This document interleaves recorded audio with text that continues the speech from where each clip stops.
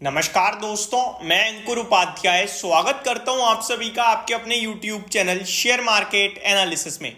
यहां आप सभी के साथ बात करने जा रहा हूं अमेरिका के बाजार के बारे में, FIDIs का डेटा और कुछ ऐसे स्टॉक्स जो आपके रडार पे होने चाहिए।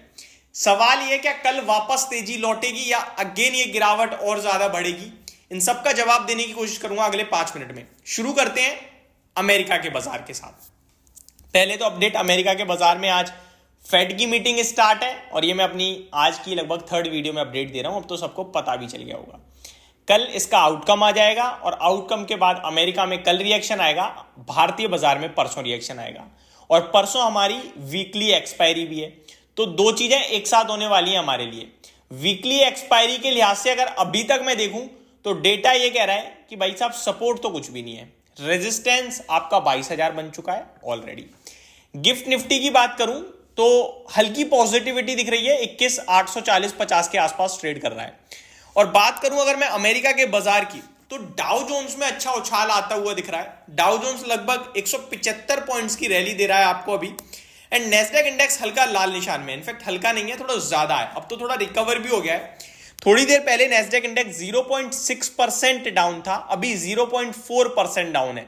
यानी पहले थोड़ा आधे % से ज्यादा डाउन था, अभी आधे % से थोड़ा कम डाउन है। ये अच्छी चीज है।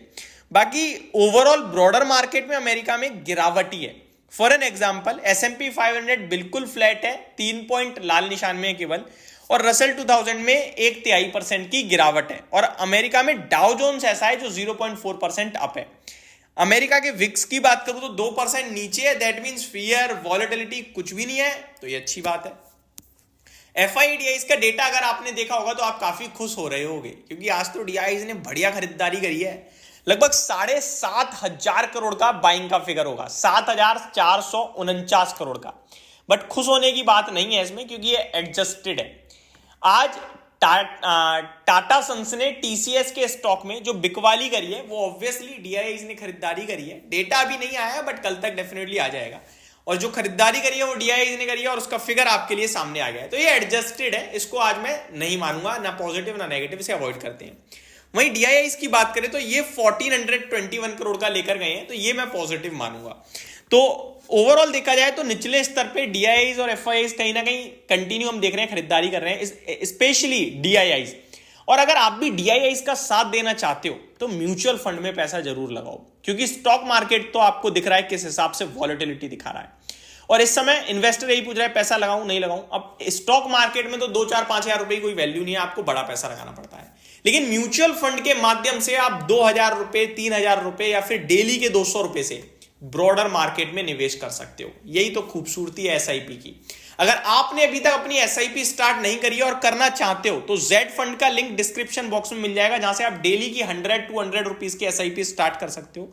और कौन से फंड में करनी है, म्यूचुअल फंड के बारे में जानकारी नहीं है, कुछ भी जानना चाहते हो तो जैसे ही आप ऐप डाउनलोड करोगे मेरा एडवाइजरी नंबर आपको मिल जाएगा, जहां पे मेरी टीम से आप डायरेक्टली कांटेक्ट कर सकते हो। तो स्टार्ट कीजिए अपनी SIP आज से ही, और डेली या मंथली एक SIP के माध्यम से स्टॉक मार्केट में पैसा लगाइए। लॉन्ग टर्म में वेल्थ डेफिनेटली क्रिएट होगी।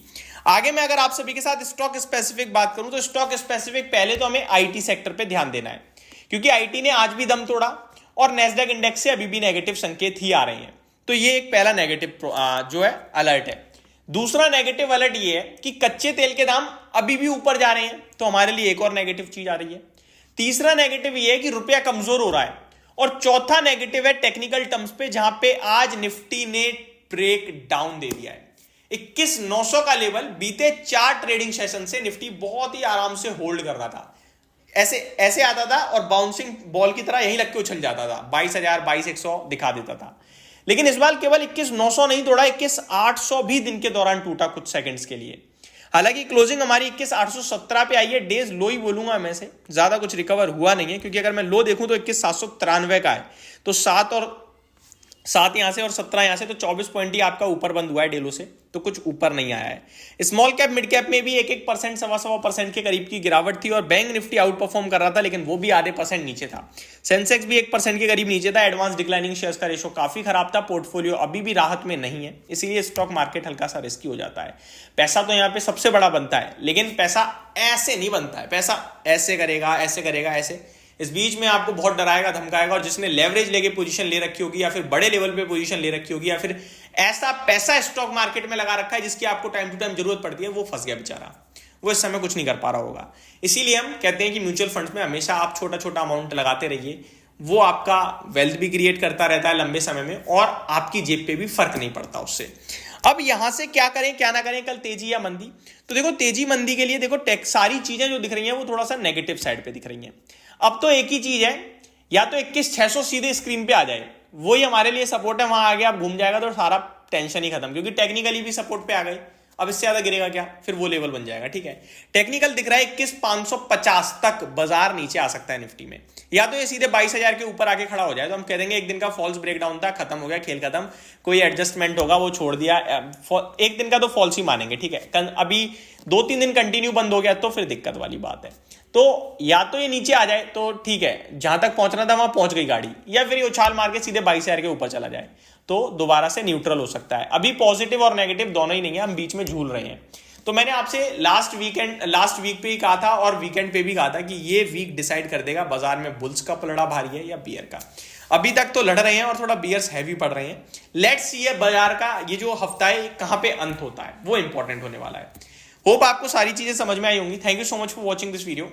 Good night guys.